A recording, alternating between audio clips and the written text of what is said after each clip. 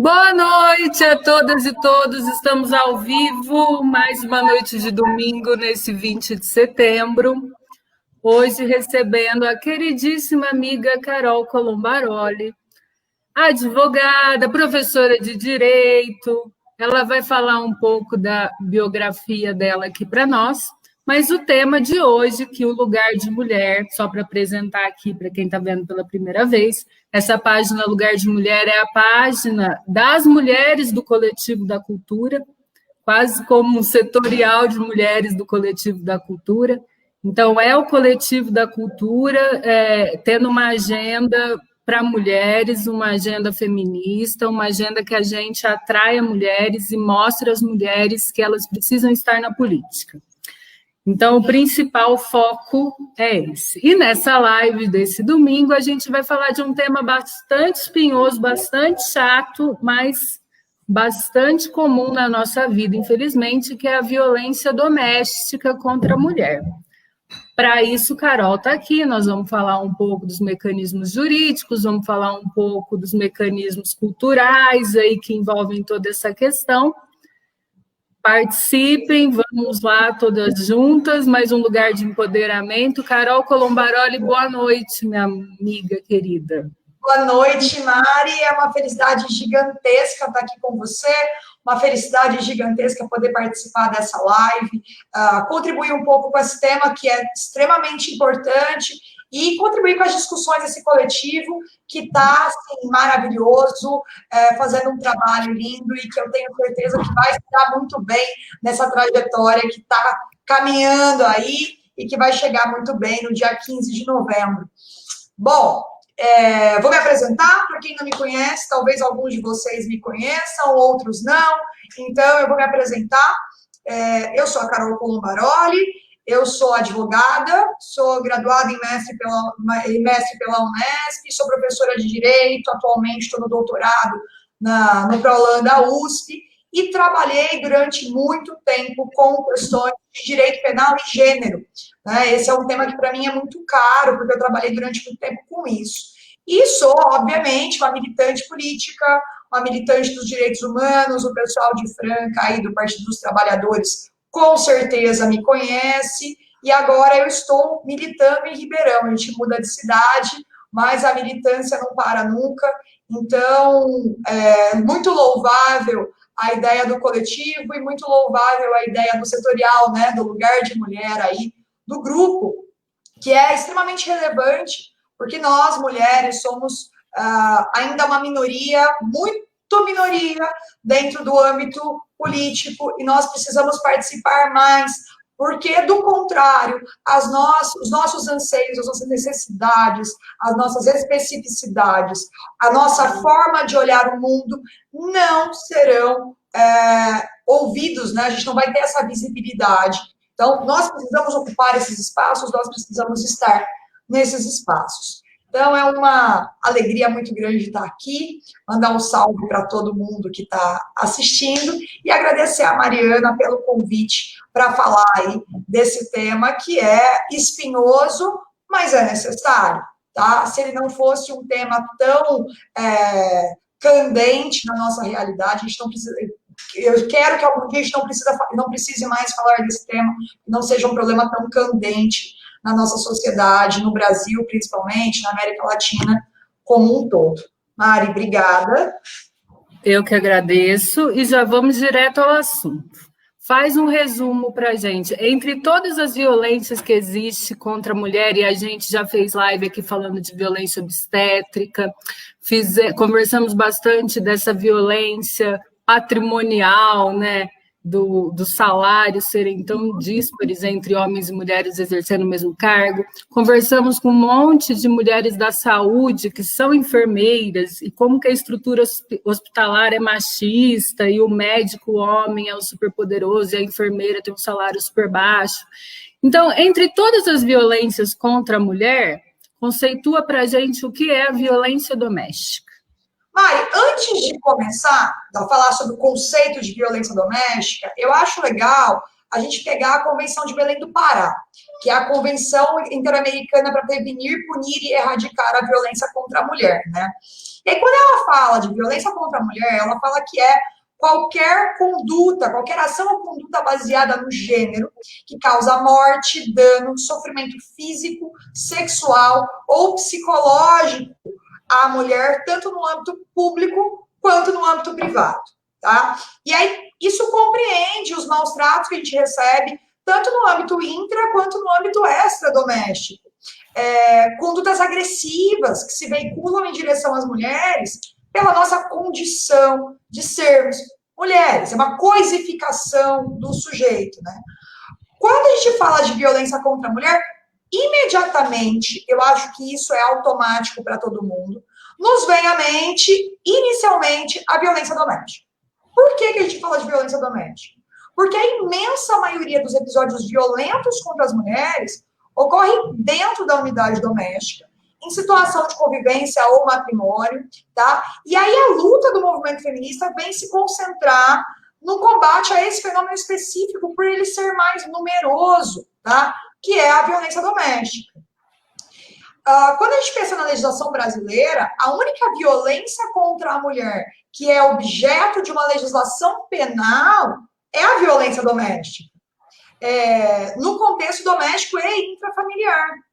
Mas existem outros países, e isso era um ponto que eu queria colocar, atualmente Argentina, Colômbia, Costa Rica, Guatemala, México e Venezuela, que têm leis integrais de violência contra a mulher, tá? Que consideram outras formas de violação de direitos humanos e que vão para além da violência doméstica, vão tratar também de violência comunitária, violência estatal, violência midiática, que é um ponto interessante, violência obstétrica.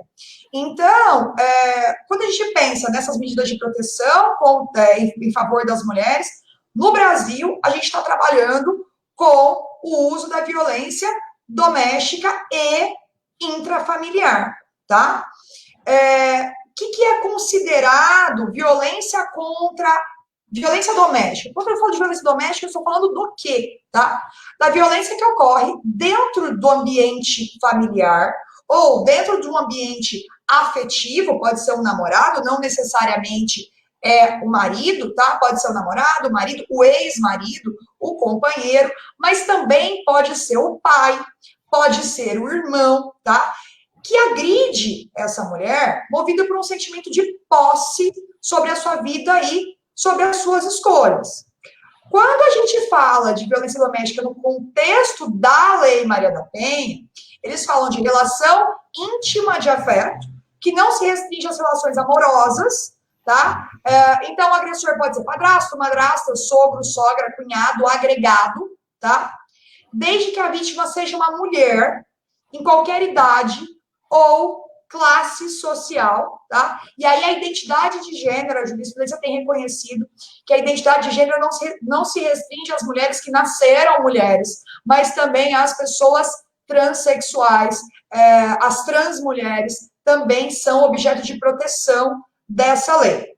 Então, o conceito que a gente traz, né? Qualquer ação ou omissão baseada em gênero que causa morte, lesão, sofrimento físico, sexual, psicológico, dano moral ou dano patrimonial, tá? Isso daí é o que a lei define.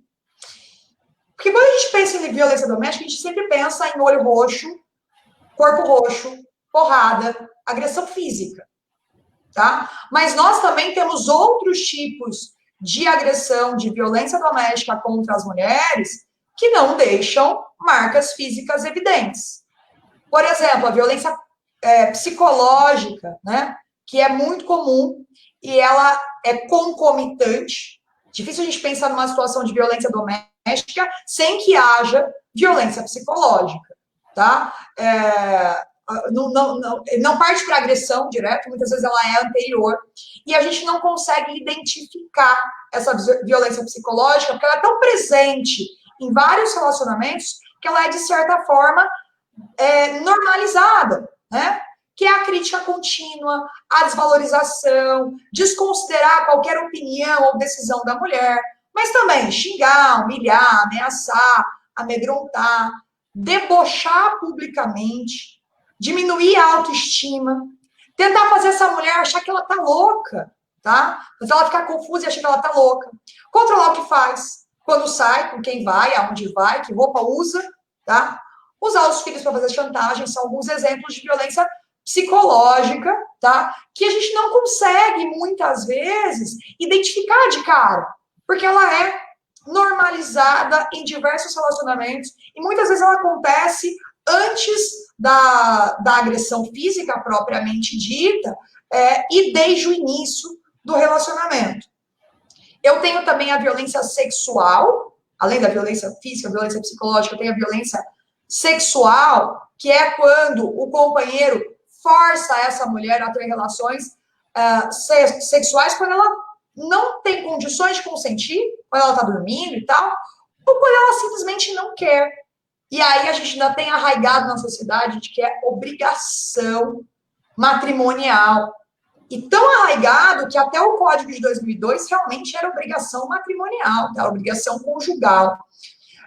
Existe a violência patrimonial, que acontece dentro desses relacionamentos, quando o homem controla, retém o dinheiro da mulher, causa danos de propósito aos objetos que ela gosta, destrói objetos, retém objetos, instrumentos de trabalho, documentos pessoais.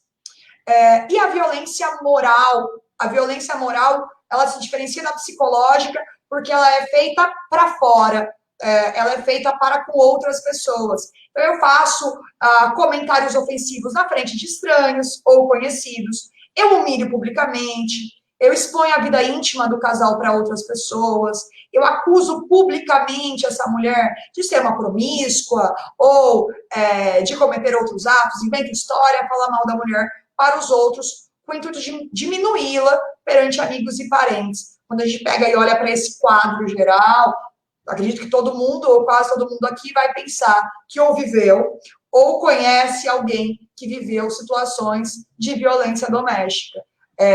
Que não precisa de deixar roxo, não precisa deixar marca, não precisa ser física, para que seja considerada violência, tá? A maior parte das vezes elas não vêm sozinhas, elas acontecem de modo combinado, tá? Tem um estudo da OMS que foi feito no Brasil que fala que 30% das mulheres que disseram ter agredidas pelo parceiro foram vítimas de violência física e violência sexual. Então, a violência física, 30% delas afirmam que vem acompanhada de violência sexual.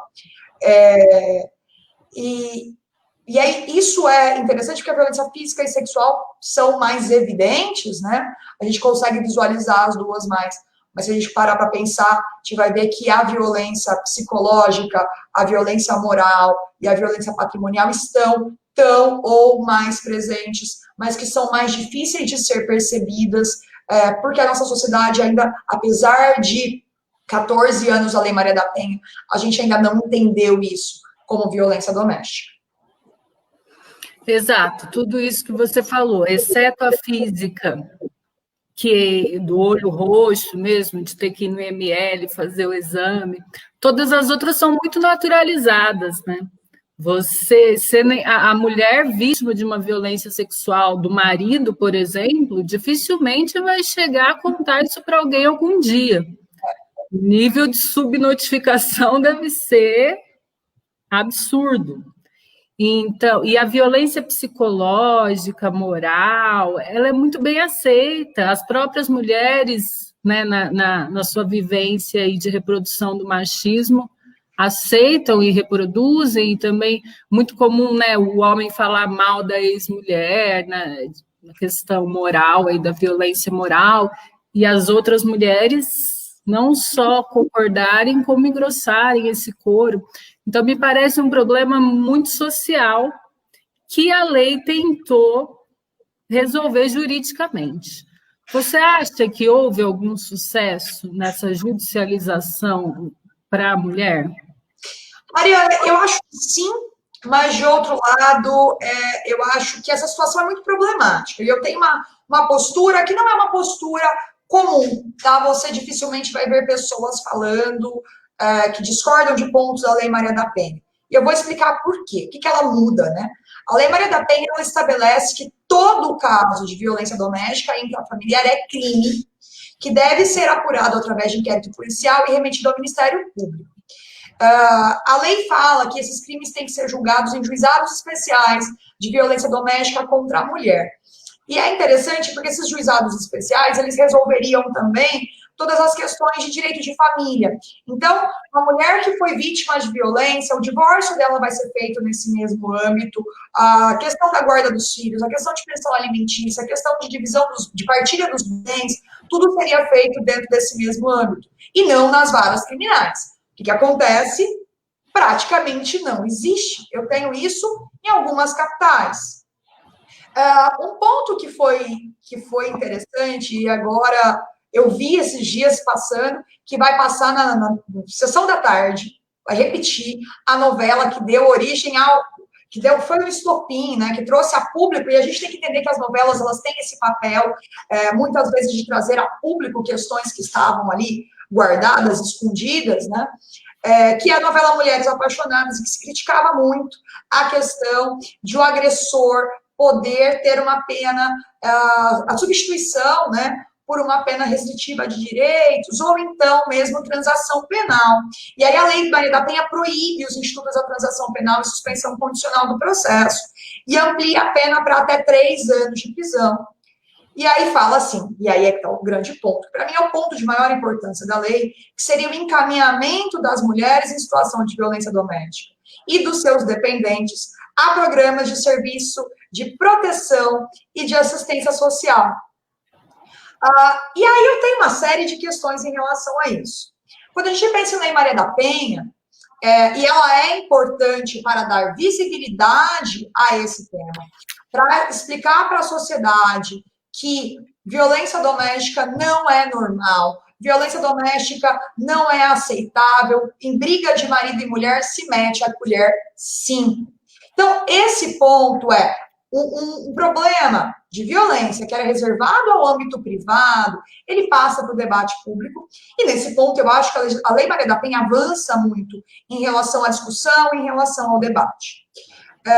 Mas eu tenho uma série de problemas em relação à forma como ele avança, ou a parte especificamente da Lei Maria da Penha, que é utilizada, que é posta em prática, que é aquela visão exclusivamente penal.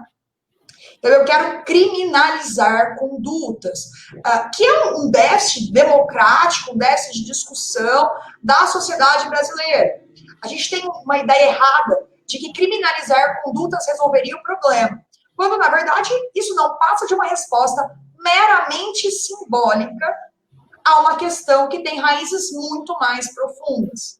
Então, eu falo assim, gente, criminalizar não resolve. Não resolve, ponto. Porque quem vai para a cadeia, né, ou quem vai ser apenado por essas políticas penais? O mesmo grupo social que é apenado desde sempre. Tá? Você não vai ver membros da classe dominante, membros da elite indo para a cadeia.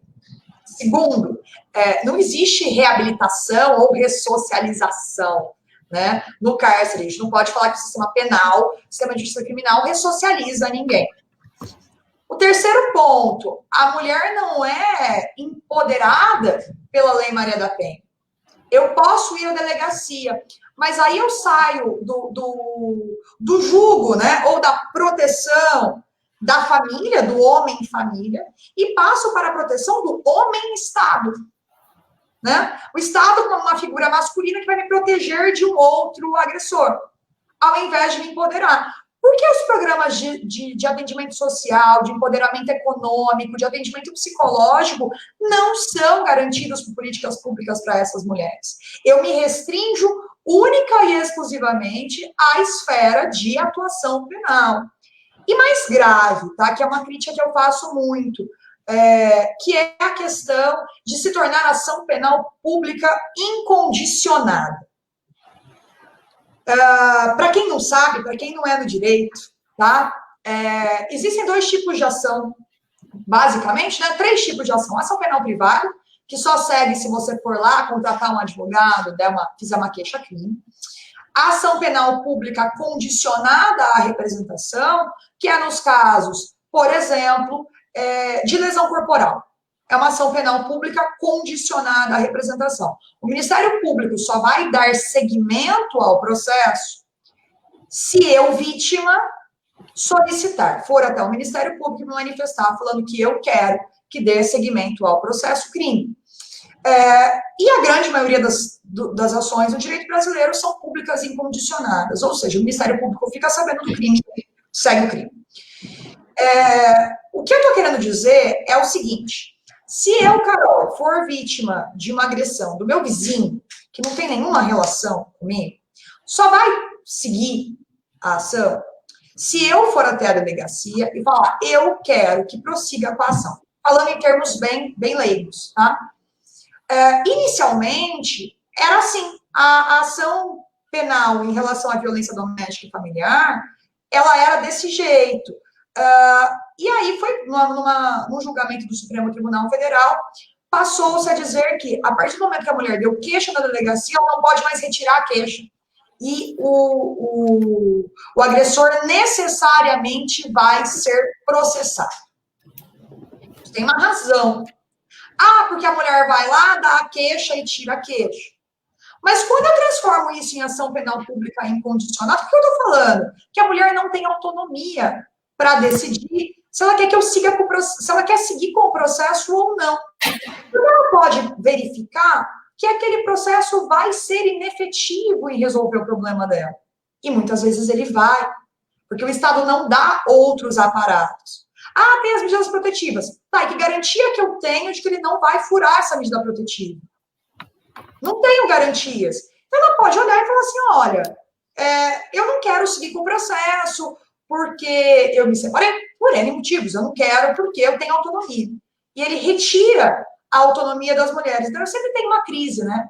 Até que ponto isso vai para me proteger, mas até que ponto eu não estou sendo tratada como uma pessoa que seja parcialmente incapaz. Então, eu tenho sempre essa crítica em relação a ser uma ação penal pública incondicionada. E uma crítica que, para mim, é a mais grave, que é a única parte da Lei Maria da Penha que funciona é a parte penal. Todo o sistema de acolhimento dessa mulher ele é deixado de lado. Então, eu percebo que, na verdade, eu quero punir mais. Eu quero punir mais gente, eu quero botar mais gente na cadeia, e eu não quero resolver o problema.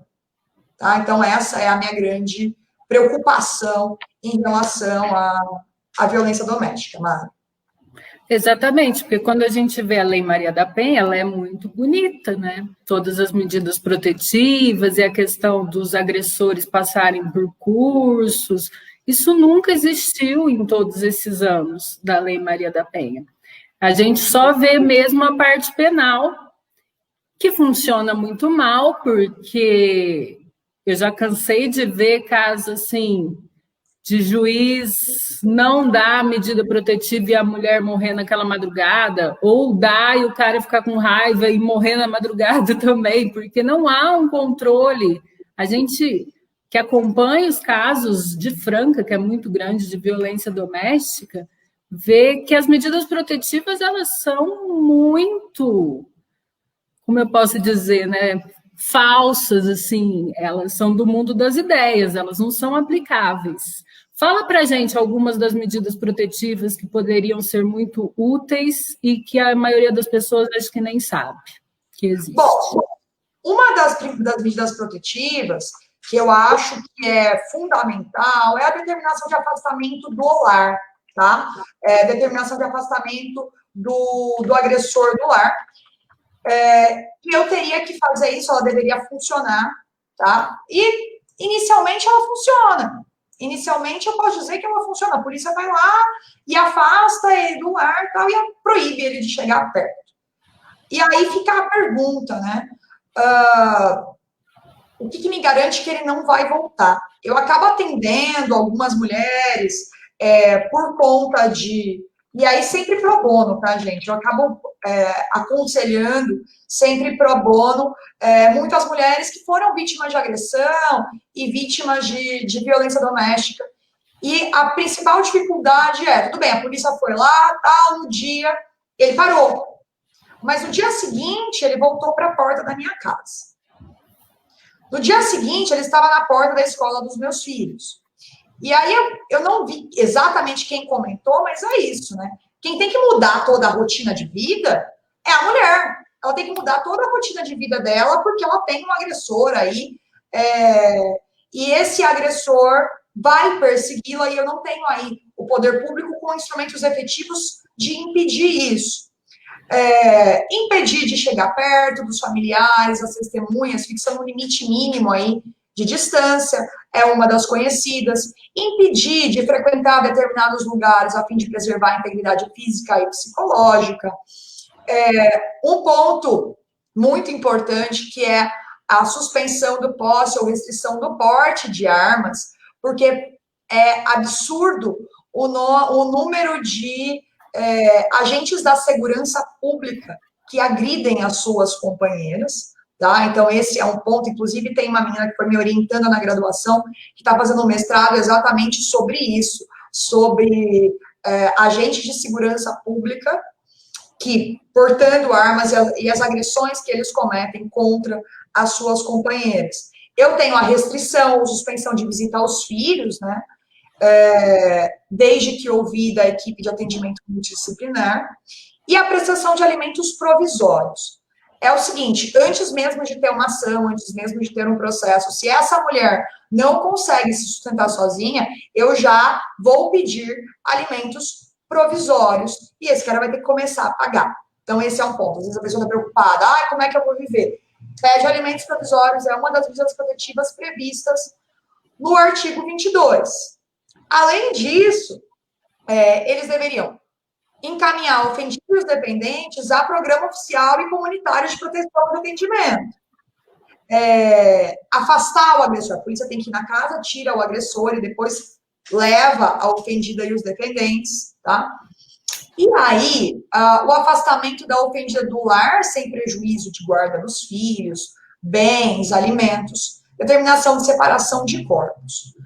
Mas para que eu afaste essa mulher desse espaço, eu preciso ter um espaço seguro, que são as casas-abrigo, né? Que seriam aí as casas-abrigo. Existem alguns casos em que ou essa mulher ela é levada para uma casa-abrigo ou ele vai matá-la.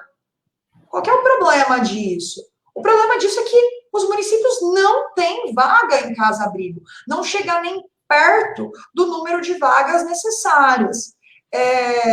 Ribeirão Preto adotou uma medida que eu achei bem interessante, que é feita com a Guarda Civil Municipal, e que eu acho que fica a dica aí para Franca, que é a seguinte, que é a Ronda Maria da Penha. Então, existe um número que as mulheres que têm a protetiva chamam e imediatamente, não é a PM que vai passar para um outro atendimento, a gente sabe que demora para chegar. Ela liga na guarda e a guarda imediatamente vai até a residência dela. É uma integração aí entre as redes de segurança que precisa ser feita, ser feita. E a gente fala assim, poxa, Franca, né? Franca tem um índice altíssimo de denúncias de estupro e denúncias de violência contra a mulher. Por quê? Porque Franca é mais agressiva, agride mais as mulheres do que os outros municípios? Na verdade, não necessariamente. Tá? Uma coisa que a gente coloca é que quando a gente fala de violência contra a mulher, existe uma subnotificação muito grande. E o fato de Franca ter tido, né, não mais hoje a deputada, mas ter tido uma figura pública que era a delegada da mulher, leva a questão para o foco. Então, quando eu tenho figuras públicas que defendem, que levantam essa bandeira, que levantam essa pauta, a tendência é de que mais mulheres tenham coragem de denunciar. E isso eu acho que agora a Franca tem perdido, tá? Porque uma figura pública que levanta e fala assim, olha, me procura porque você vai ser atendido. Quando isso ocorre, o número de denúncias realmente vai aumentar. Mas não necessariamente porque o número de agressões aumenta, mas porque reduz a subnotificação. Mas de nada adianta eu ter as políticas repressivas se eu não tiver as políticas de atendimento, de acolhimento e políticas preventivas em relação à violência doméstica e familiar. E nesse aspecto, nesse ponto específico, o município é de essencial importância. As políticas públicas municipais são de essencial importância, porque essa mulher agredida, ela precisa de atendimento psicológico, todas as vezes, sem exceção. Eu preciso de um programa de atendimento também aos agressores, porque muitas vezes existem alguns trabalhos feitos com agressores em que muitas vezes eles não identificavam o que faziam enquanto agressão contra a mulher. Aquilo era tão naturalizado, né, que eles não identificavam aquilo como violência contra a mulher. Então, eles precisavam mesmo ser educados. Falaram assim, filhão, isso aqui é agressão, isso daqui não pode, questão básica de civilidade. E isso, quem tem condições de fazer? Eu não posso deixar isso na mão do Estado. Quem está próximo do problema? Quem é a esfera de poder mais próxima? É o município. Quem precisa ter casas-abrigo para acolhimento dessas mulheres, atendimento com assistência social, recolocação, ou primeira colocação no mercado de trabalho, o município precisa promover esses programas, porque ele consegue mapear e ele consegue fazer políticas direcionadas para aquele público que está passando por isso. Então, eu acho que isso é essencial e não dá para pensar esse problema numa esfera exclusivamente penal ou exclusivamente policial, porque não vai funcionar. Exatamente. Daqui a pouco a gente vai falar de políticas públicas, que eu acho que é o foco principal para a gente aqui, mas eu já vou aproveitar para fazer um convite para todas e todos que estão nos assistindo. Esse é o domingo, né? Nós estamos começando a última semana de pré-campanha política. Então, o Coletivo da Cultura vai estar a semana inteira trabalhando questões ligadas à mulher, e nós vamos encerrar a semana no sábado com a última plenária, que é a plenária de gênero, e aí é muito importante uma participação ampla de todos para que a gente possa pôr nesse plano de legislatura. Não é um plano de governo, é um plano de legislatura, é o compromisso que esse mandato coletivo terá nas votações da Câmara e nas proposições de leis. E aí a gente vai trabalhar essa questão de políticas públicas. Adianto a você que Franca tem, desde julho, a Patrulha Maria da Penha, que é um acordo com a Polícia Militar, então com o governo do Estado de São Paulo. Não utiliza a guarda, mas existe a Patrulha Maria da Penha, que utiliza a PM, e eu não sei como funciona, mas é uma coisa para a gente entender, aprofundar e ampliar. Mas é justamente para as vítimas, para as mulheres em medida protetiva. Nós temos a Casa da Mulher Vitimizada com 5 vagas. Então, são as mesmas de 2010, tá? As mesmas 5, faz 10 anos, não criou uma. Pois é, 5 mulheres acompanhadas de seus filhos é muito pouco, né? Deve ter 5 por dia na DDM lá, precisando desse auxílio. Então, a gente, Franca, uma cidade com 400 mil habitantes, precisa ampliar essas 5 vagas da Casa da Mulher Vitimizada. A gente precisa trabalhar com empoderamento feminino, tanto cultural, educacional, para ela se enxergar como vítima, como para mercado de trabalho mesmo, e autonomia financeira e esse tipo de política pública. Precisa ter um sistema de acolhimento para vítima de violência doméstica, que tem que funcionar 24 horas e que tem que ser interdisciplinar. Eu imagino o seguinte, se eu sofro violência doméstica essa madrugada, eu tinha que sair imediatamente com os meus filhos e ir para esse lugar que ia ter mulheres, preferencialmente, para me acolher e me dar o auxílio jurídico, me falar, vamos, amanhã você fica aqui até amanhecer, a gente vai na delegacia da mulher junto. Fora a demanda da Delegacia da Mulher 24 horas, que aí também é junto com o Estado, mas o poder municipal aqui precisa articular. É tanta coisa, né? São tantas coisas que o município pode fazer, então essa plenária de mulheres vai ser muito importante para a gente tratar dessas questões.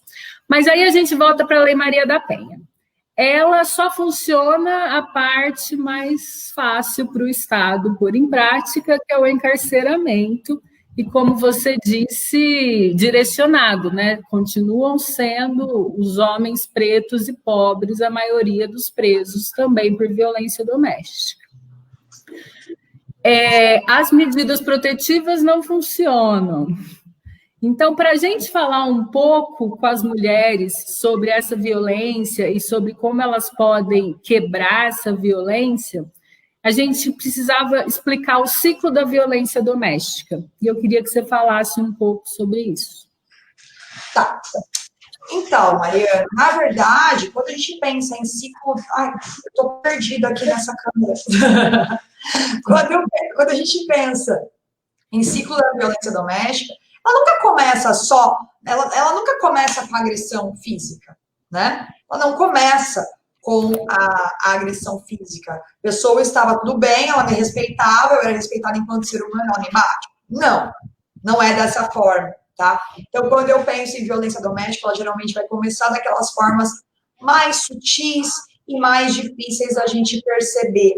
E aí, quando a gente fala em políticas, e principalmente em políticas educacionais, o que eu penso, né, em educar as nossas meninas para não tolerarem nenhum tipo de menosprezo à sua condição de mulher, para ter crianças que estão desde cedo empoderadas e reconhecidas enquanto sujeitos de direitos, tão bons quanto os homens, não sujeitos inferiores. Eu acho que esse processo inicial é extremamente importante para que a gente possa pensar em romper com a violência doméstica. Então, eu acho que começa por aí, porque ela começa sempre na agressão mais sutil, né? Ela nunca vem da agressão, ela nunca parte direto da agressão física, né? Então, ela vem com a violência mais sutil, e ela se transforma muitas vezes em agressão física, que vai piorando com o passar do tempo. Muitas vezes essa mulher faz a denúncia, tá? Quando a situação se torna insustentável, porque geralmente as denúncias que chegam nas delegacias da mulher nunca são da primeira agressão física.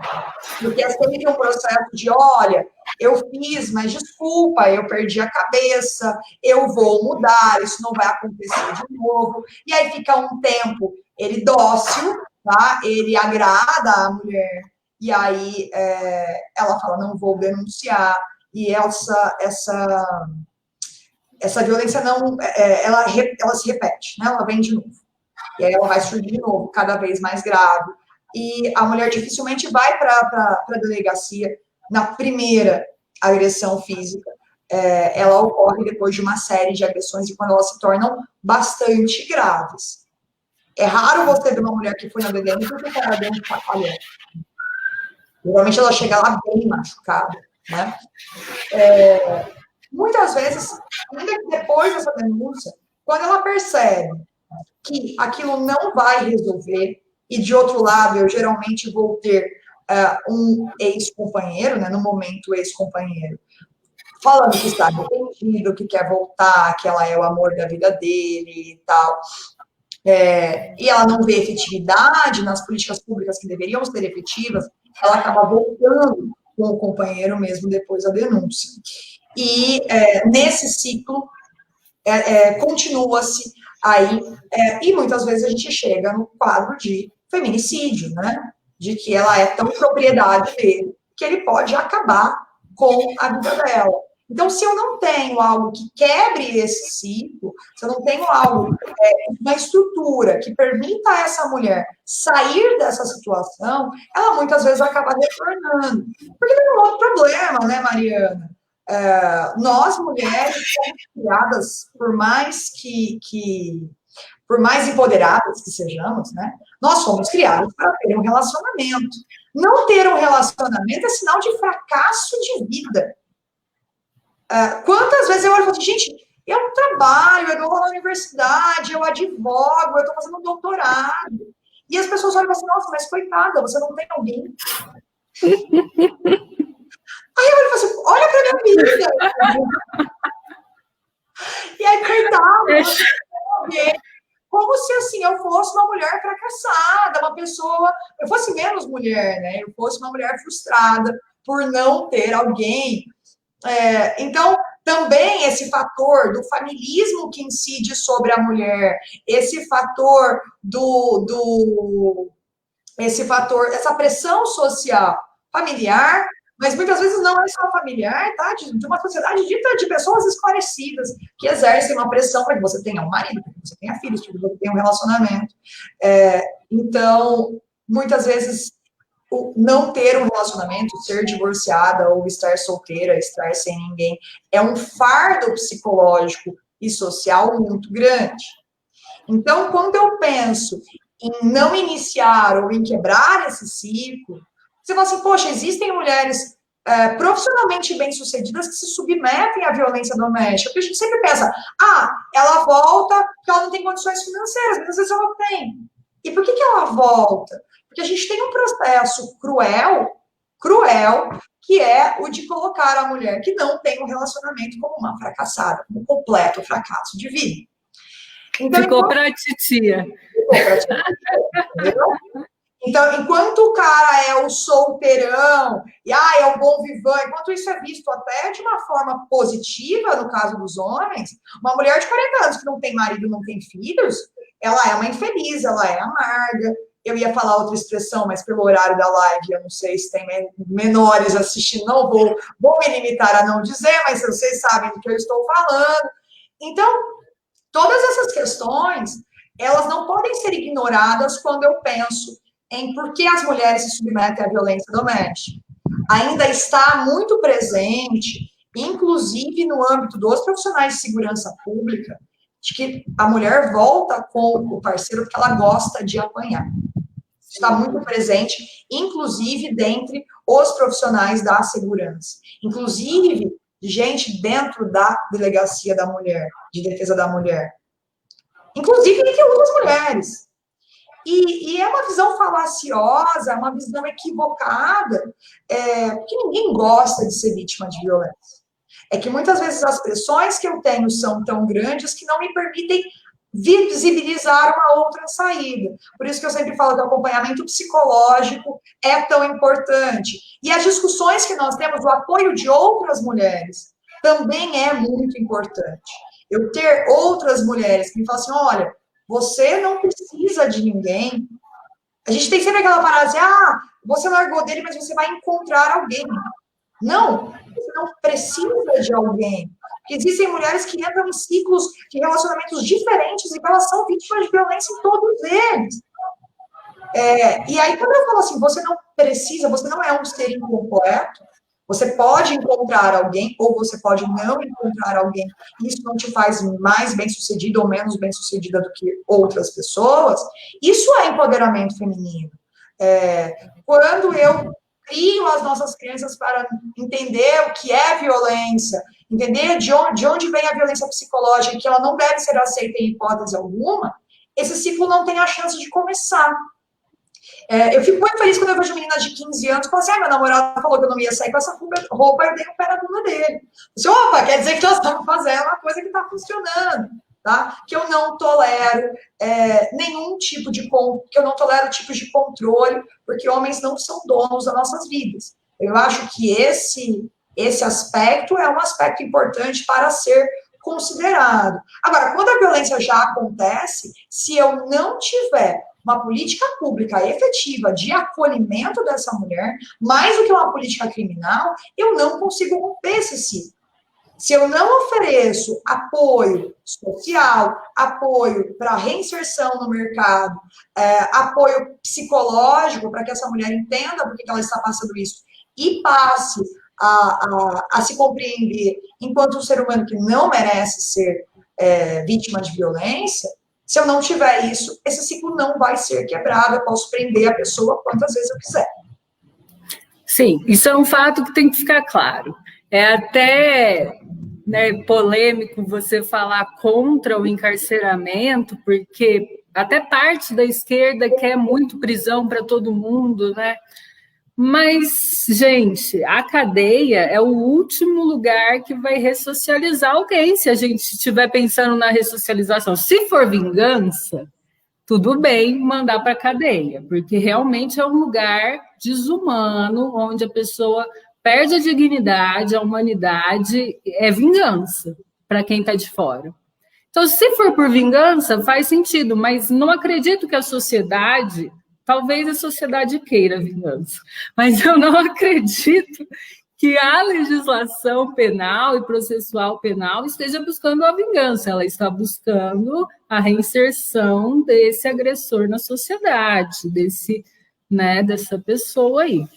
E não vai acontecer. A chance dele ser preso, ficar com mais raiva ainda da mulher, sair de lá e matar ela, é maior do que se ele nunca tivesse sido preso. Enfim, a cadeia nunca vai ajudar nesse cenário. E é a única coisa que a gente tem.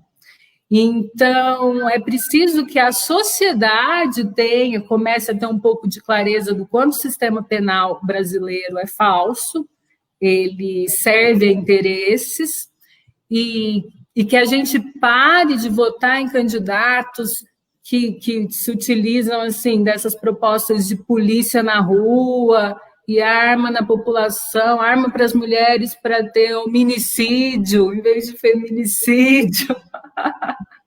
Essas coisas de construir cadeia, né? Tem gente aí que acha que se a gente construir um presídio vai resolver o problema da segurança pública.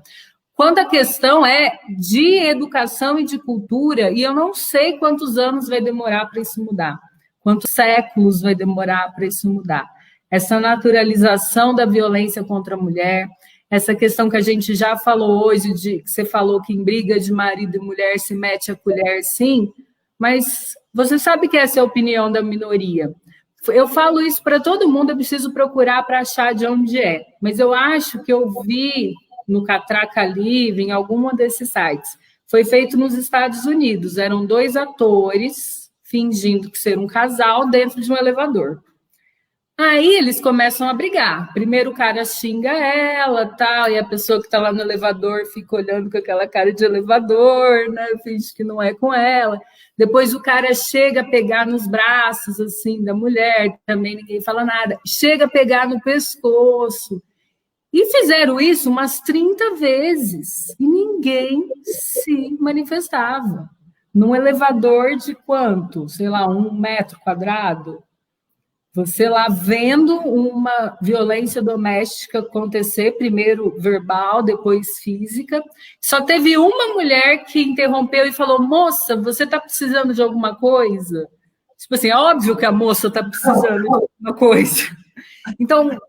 E aí tem um caso que foi um caso que aconteceu em Franca, que até o Coletivo da Cultura fez a interpretação dramática e para a gente passar durante essa semana, do caso da moça que estava numa chácara com os amigos, chegou o ex-marido, ele já tinha tentado jogar o carro em cima dela, então ela já tinha feito boletim de ocorrência, essas coisas todas.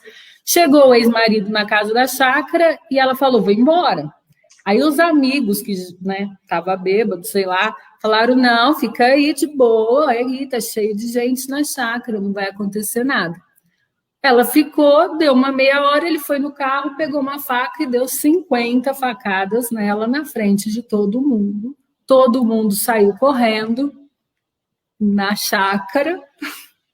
E a Paula Gualberto, que é do Coletivo da Cultura e é atriz, interpretou esse caso com nomes fictícios, mas quem é de Franca acompanhou, porque foi ano passado.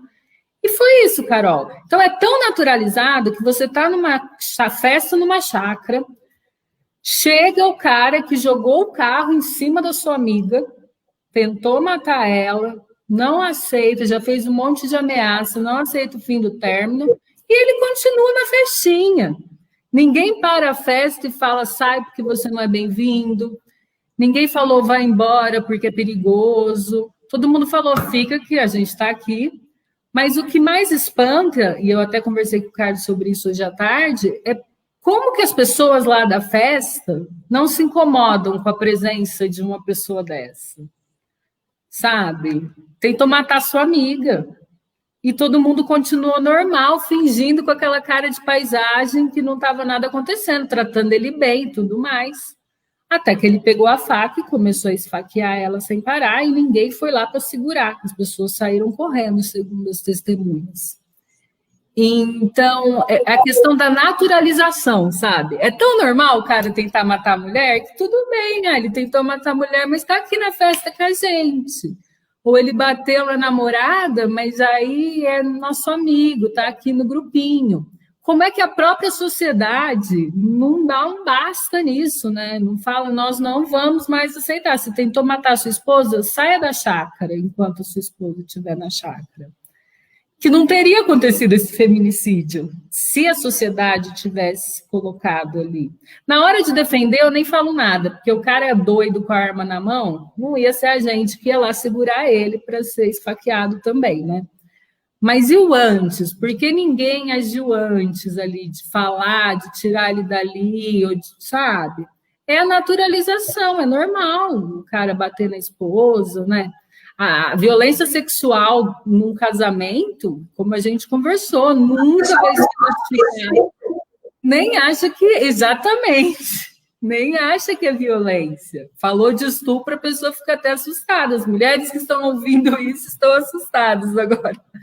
Então, essa mudança cultural que só vai acontecer com empoderamento, com desconstrução do machismo e com políticas públicas. Porque, que você disse, com as nossas filhas, com as nossas meninas, com os nossos meninos, a gente tem condição de ajudar para que desde cedo elas consigam perceber e já não deixar iniciar o ciclo da violência. Mas para quem já está no ciclo, o que precisa... A Dani falou em vários comentários aí do acolhimento psicológico, né, da saúde mental da mulher. O que precisa é o poder público, e aí concordo com você que é o poder público municipal que tem mais condições de fazer isso, mesmo porque ele pode pleitear verbas estaduais, federais para tocar esses programas. Ele precisa trabalhar com o acolhimento. E esse acolhimento tem que ser 24 horas. A hora que aconteceu o meu problema, tem que ter alguém para me acolher, para me orientar, para eu poder chorar, a assistente social ou uma psicóloga, e aí chama o resto da equipe depois. Mas você entende que tem que ter alguém o tempo inteiro para fazer esse acolhimento e a orientação jurídica, e a mulher já sair dali fortalecida. Porque aí provavelmente ela já saia dali sem voltar para casa, ou depois que a justiça tirar o cara da casa. É preciso ter vagas nessa casa da mulher vitimizada, né, na casa-abrigo. Não pode ser só 5, né, é muito insuficiente. Enfim, o trabalho é árduo, mas ele é no âmbito das políticas públicas. Eu não acredito que ele seja no âmbito penal. É o que está tendo. Tipo, a Lei Maria da Penha é o melhor que a gente conseguiu nos últimos anos, mas a gente precisa fazer a Lei Maria da Penha ser cumprida, eu acredito. E aí com os apoios dos municípios, com todas essas... A própria política de educação para os agressores, realmente é o que você falou, os agressores não fazem ideia que são agressores também. Assim como algumas mulheres não fazem ideias que são vítimas. Muitos homens se assustam a hora que cai a ficha, assim. Tanto que é tanto abalo psicológico, né? Que tem cara que mata a pessoa e se mata, que mata e nem sabia que não... Enfim, tudo isso vai se resolver por questão de educação, acredito, né? E políticas públicas que aí sim o prefeito e os vereadores precisam se comprometer e se comprometer com as mulheres.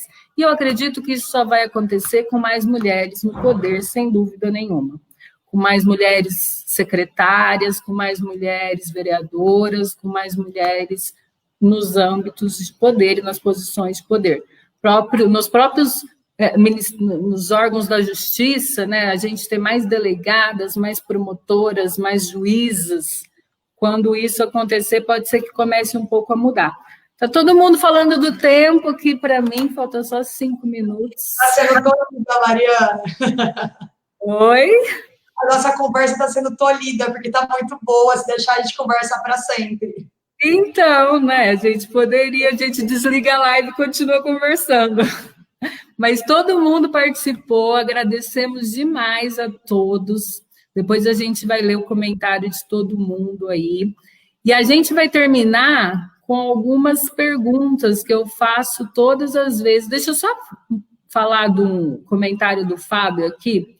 Ó, precisa de educação sobre questões de gênero e sexualidade nas escolas urgentemente. Mais movimentos conservadores e religiosos impedem. Essa é uma questão que as pessoas, quando criticam, eu achei pertinente, porque as pessoas não fazem ideia que isso está ligado à prevenção de violência doméstica e, aliás, a todos os tipos de violência contra a mulher, né? A educação sexual nas escolas. A ideia que realmente que as pessoas têm é que vai ensinar a fazer sexo, que vai ensinar a pôr camisinha. Deveria ensinar também, inclusive. E, aliás, deveria ensinar a fazer sexo também. Mais mulheres seriam felizes sexualmente. Mas, enfim, vamos, né, aos fatos. A aula de educação sexual é uma aula para que as meninas saibam o que é correto, o que é uma conduta correta com elas e com o corpo delas, e o que não é uma conduta correta. Porque a gente... Consentimento, né, Mariana? Se a gente for analisar, saiu uma pesquisa de que 80% dos nossos jovens não sabem o que é consentimento. Eles não entendem que fazer sexo com uma mulher que está embriagada na festa é estupro, eles não entendem isso. Então, ensinar consentimento, ensinar respeito ao gênero do outro, e os grupos conservadores não toleram isso, né? Essa igualdade de gênero, esse papel da mulher, não é aceito, porque são grupos reacionários, que o mínimo avanço das mulheres em relação à conquista de direitos, eles têm uma reação violenta e agressiva em relação às mulheres. Só um dadozinho antes da gente terminar, mas a gente acha assim que é piada do presidente falar que a mulher tem que ganhar menos que engravida, ou que a filha foi uma fraquejada, mas apesar de lei do feminicídio, lei Maria da Penha e tal, de 2018 para 2019, os dados de 2020 não estão disponíveis, houve um aumento gigantesco no número de feminicídios, tá? Um aumento considerável. Então, isso também é simbólico. Quando eu coloco isso na mídia, eu tenho o presidente da República, quer queira, quer não, é o presidente da República, endossando esse discurso, anos de trabalho para a gente conseguir mudar uma situação são suficientes com uma reação que resulta em mortes, tá? Que resulta em aumento da violência doméstica e resulta em mortes de mulheres por suas condições de gênero. Muito bem, Carol. Vamos encerrar, só que já vou convidar todo mundo que está aqui para participar da plenária de mulheres do Coletivo da Cultura, sábado, às 15h, que a gente vai falar mais sobre esse tema e aí aprofundar nas políticas públicas. Então, a sua presença é fundamental, por favor. Aprofundar nas políticas públicas para o plano de governo do Coletivo da Cultura. E aí, esse programa, né, O Lugar de Mulher, ele nasceu da vontade, então, de trazer mulheres e de mostrar mulheres e das mulheres se sentirem representadas e poderosas e entenderem que elas têm que ocupar espaços de poder, porque elas podem. Muitas vezes, assim como a vítima da violência doméstica às vezes não sabe que é vítima, e a gente conversou da violência obstétrica, que a maior parte das violências obstétricas a mulher não entende como violência, ela até se sente grata a hora que sofre a violência obstétrica. As mulheres também se sentem fora do seu lugar quando tentam entrar para a política. É um ambiente extremamente hostil, é um ambiente extremamente machista, e quando você chega lá e só vê homem, sua tendência é recuar e já desistir. São raras as como você, que chega num ambiente cheio de homens e já fala, sai que eu cheguei, a partir de hoje é assim. O nome disso é educação empoderada, tá? Obrigada, papai e mamãe, por terem Exatamente. Extremamente empoderada e que eu tenho um irmão, né? E nós sempre tivemos os mesmos direitos e obrigações, eu sempre ouvi que eu podia fazer o que eu quisesse. Eu poderia ser quem eu quisesse, né? Eu acho que isso faz uma diferença, é de um empoderamento fundamental, né? Quando a gente fica adulta, a gente percebe o quanto é muito mais fácil para mim do que para muitas outras mulheres chegarem num espaço majoritariamente masculino e falar assim, opa, vocês vão ter que me considerar aqui, considerar o que eu estou falando. Então, E aí a gente vira as chatas, né? Quando se empodera e chega lá e bate na mesa também. Então, mas é muito importante e é para isso que a gente está aqui.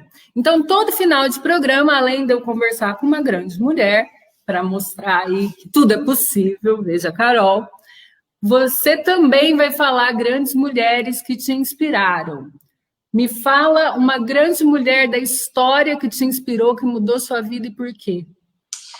Bom, vou pegar meu ponto comunista aqui, vou declarar. E eu diria a Olga Benário, tá? Uma revolucionária comunista que vem para o Brasil para tentar fazer uma revolução, que obviamente é frustrada, mas a coragem de sair do seu país de origem, vir para o outro lado do Atlântico, em busca de promover uma revolução que garantisse igualdade social, né? Para todos, para mim foi extremamente importante. Quando eu li o livro do Fernando Moraes, eu devia ter uns 11, 12 anos, eu fiquei enlouquecida, então talvez seja uma referência de uma grande mulher aí da história para mim. Grande mulher. E uma mulher da atualidade, e por quê? Bom, deixa eu pensar, calma. Tem várias, né? Tem muitas. Que bom que tem. Tem muitas, né? Mas hoje, e eu queria valorizar a minha classe, vou fazer aqui lobby, tá? Essa professora universitária, Débora Diniz, do Instituto Anis de Bioética, que trava uma luta incansável pelos direitos reprodutivos e sexuais das mulheres no Brasil. E que quando eu fui fazer quando eu comecei o curso de Direito, faz um tempo já, não vou me denunciar, mas quando eu comecei o curso de Direito e eu conheci o trabalho do Instituto Anis, eu fiquei apaixonada, e ela sofreu uma série de perseguições agora, né, por um governo que abandonou o Estado Democrático de Direito, mas a Débora Diniz, vou fazer um lobby aí de uma professora universitária fantástica, que luta pelos direitos das mulheres, de uma forma incansável e de uma forma e sem hipocrisias, né? Vamos trabalhar com o que é necessário, o que é de verdade. Bom, e você, para minha última pergunta, é uma pessoa que sempre militou muito por mais mulheres na política. Você sempre, nas nossas cervejas da vida, fala sempre isso, né? Dos números e que precisa aumentar essas mulheres, que o Brasil é um dos últimos na lista de mulheres no Congresso e tudo mais. Hoje, e aí a gente tem vários motivos para isso, né? A nossa cultura machista e patriarcal, essa criação que nós tivemos para não nos sentirmos aptas a sermos políticas, o próprio machismo mesmo, que todas as vezes que a gente tenta chegar, alguém tenta nos derrubar. Quem é hoje uma grande política, mulher mesmo, que está aí enfrentando todas as dificuldades dentro do partido, dentro da estrutura que ela atua, dentro do poder? Bom, eu poderia citar mais. A primeira presidenta da República que enfrentou com, assim, uma coragem muito grande o processo. Eu poderia citar a presidenta Gleisi Hoffmann, que tem tocado o partido na sua... numa fase de muita luta, de muitas dificuldades, de muitos desafios. Manuela Dávila, fantástica, mas hoje, se eu tivesse que falar assim, uma mulher, tem muitas, tá? Mas hoje eu diria Benedita da Silva, porque a Benedita... muita coragem, né? Ela vai ser uma das primeiras deputadas eleitas pelo Partido dos Trabalhadores, ela vai ser a única governadora do Rio de Janeiro, desde, acho que, dos anos 80, que não foi presa. Ela é uma mulher, ela é negra, retinta, ela vem de uma classe periférica, ela é evangélica e mostra pra gente que nem todos os evangélicos são ultraconservadores. Eu acho que ela é uma lembrança para mim de todos os dias, que eu tenho evangélicos, sim, progressistas e que respeitam a religiosidade dos outros. E eu acho que o trabalho que ela sempre fez enquanto deputada, e que se tudo der certo, o trabalho que ela vai fazer nos próximos 4 anos enquanto prefeita no Rio de Janeiro, são para mostrar que sim, mulheres negras são imprescindíveis na política. Não há que se falar em democracia representativa sem representatividade. Então, é óbvio que eu não vou votar em qualquer mulher, mas eu preciso de mulheres que me representem, que representem essa luta cotidiana que a gente trava, que olhem para os problemas do país com outros olhos e que sejam firmes na hora que tiverem que ser firmes. Então, minha mulher na política hoje, Benedita. Tá lindo, tá ótimo. Benedita é quase a campeã, todo mundo quase fala Benedita. Carol amada, te amo, obrigada demais pela participação. Obrigada a todo mundo que assistiu, fiquei muito feliz em participar.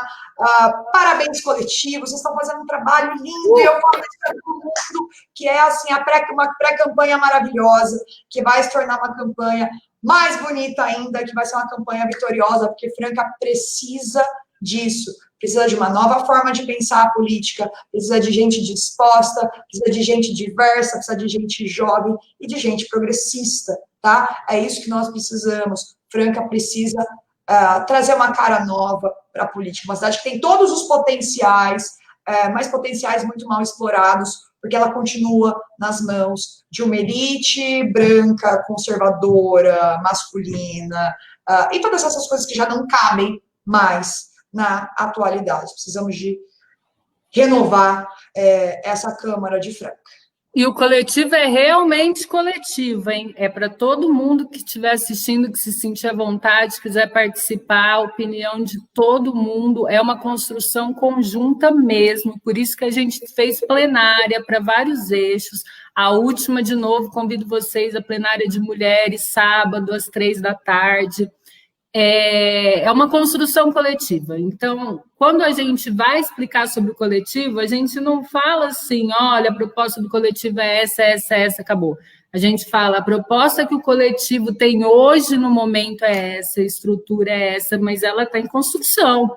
É o povo, são as pessoas. Nós não vamos ter eleitores, nós vamos ter mais integrantes do coletivo. A gente não quer voto, a gente, no futuro, né? A gente vai querer sempre apoio. E é isso, obrigada de novo, boa noite demais. Porque o Queiroz depositou 89 mil em cheques na conta da primeira-dama? É a última pergunta, Carol Colombaroli. É a pergunta que eu quero saber, a pergunta do ano. Vamos mandá-la para o Bolsonaro, né?